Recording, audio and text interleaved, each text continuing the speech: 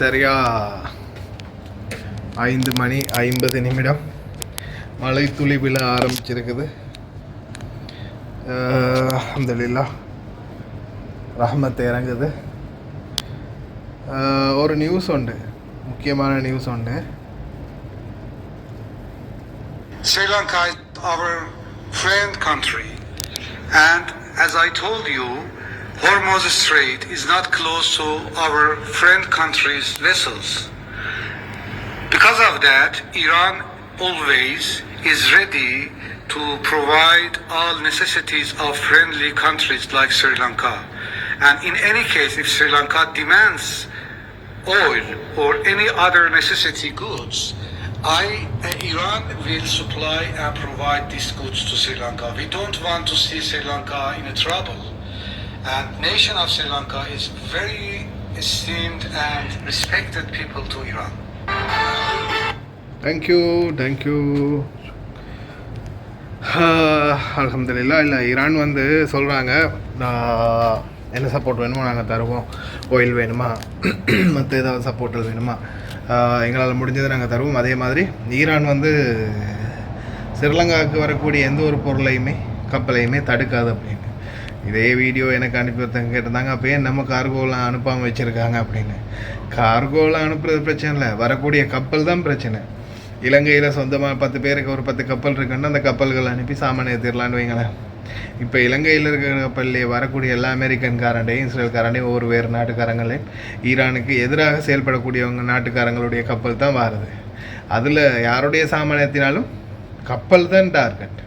அதனால் கப்பல் வந்து யாருடையது அப்படின்றது தான் பார்ப்பாங்களே தவிர உள்ளே இருக்கிற சாமானை பார்க்க மாட்டாங்க. அதே மாதிரி இப்போ இலங்கை முதலாளி ஒருவருக்கு சொந்தமான இலங்கையுடைய கொடி தாங்கிய இலங்கை கப்பல் ஒன்று வருதுன்னா ஸ்ட்ரைட் ஆஃப் ஹார்மஸில் எந்த ஒரு பிரச்சனையும் இல்லை, தாராளமாக கப்பல் உள்ளே வந்து போகலாம் அப்படின்றதையும் சொல்லியிருக்கிறாங்க.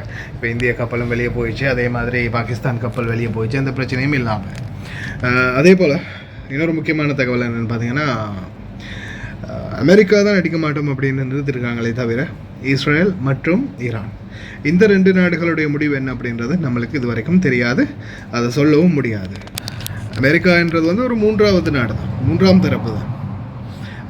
இஸ்ரேலும் ஈரானும் தான் இதில் முக்கியமான நபர்கள். அவங்க தீர்மானிக்கணும்.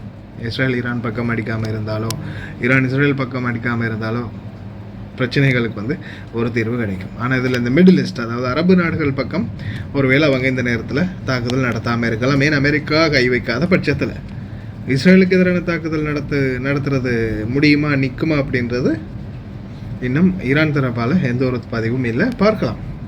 அது வரைக்கும் இருக்கிறவங்க கவனமாக இருங்க. இல்லைன்னா நேற்று ஒரு வீடியோ பாருங்க, போயிட்டு டார்லிங் மிசைல் வருது டார்லிங், பாரு டார்லிங், நல்லா வருதா, இதான் பாரு டார்லிங், இதான் வருது. கடைசியில் பார்த்தா கண்ணாடி துண்டுகள் வந்து ஒருத்தன் தலையிலையும் ஏறி இருக்குதான். கண்ணாடி துண்டுகள் இருக்குதானே, இந்த மாதிரி பீஸுகள் இருக்குதானே, இந்த கண்ணாடி பீசஸ் வந்து இந்த மாதிரி கண்ணாடி பீசஸ் வந்து ஒவ்வொருத்தன் தலைக்குள்ளே இருக்குதான்.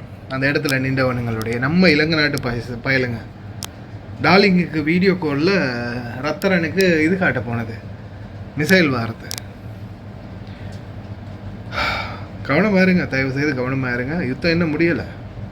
யுத்தம் பற்றிய இன்ஃபர்மேஷன்ஸ், ஏதாவது நல்ல தகவல்களாக கிடைக்கணும், எல்லாருக்கும் அமைதி நிலவணும் அப்படி நாமளும் பிரார்த்தனை பண்ணுவோம். கவனமாக இருங்க. அஸ்ஸலாமு அலைக்கும் வரஹ்மத்துல்லாஹி வபரகாத்துஹு. அன்பார்ந்த அனைத்து உறவுகளுக்கும் இனிய மாலை வணக்கம். சந்தோஷமான ஒரு செய்தி. 5 நாளைக்கு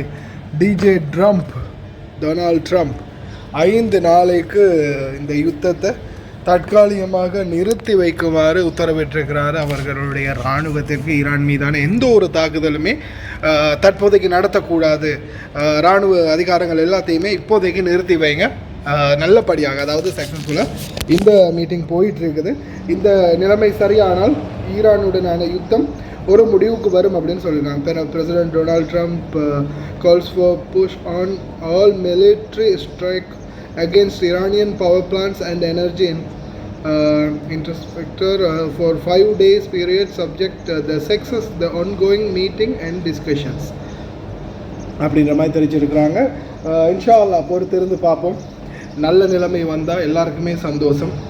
நல்லபடியாக ஏதாவது ஒரு பிரச்சனை முடிஞ்சு எல்லாருக்குமே நாட்டுக்கு போகிறவங்களுக்கு நாட்டுக்கு போகிறதுக்குரிய ஏற்பாடு, அதே மாதிரி விமான சேவைகள், கார்கோ போடக்கூடிய தேவைகள், இந்த மாதிரி பல பிரச்சனைகள் இருக்குது. எல்லாமே சரியான நிலைமைக்கு வந்துருச்சுன்னா சந்தோஷம், பார்க்கலாம், பொறுத்திருந்து பார்க்கலாம்.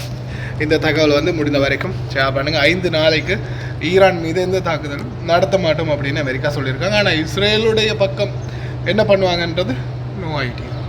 ஏன்னா அமெரிக்கா தாக்க மாட்டேன்னு சொல்லிட்டாங்க, ஆனால் இஸ்ரேல் என்ன செய்வாங்கன்றது சொல்ல முடியாது இல்லையா? பொறுத்திருந்து பார்க்கலாம்.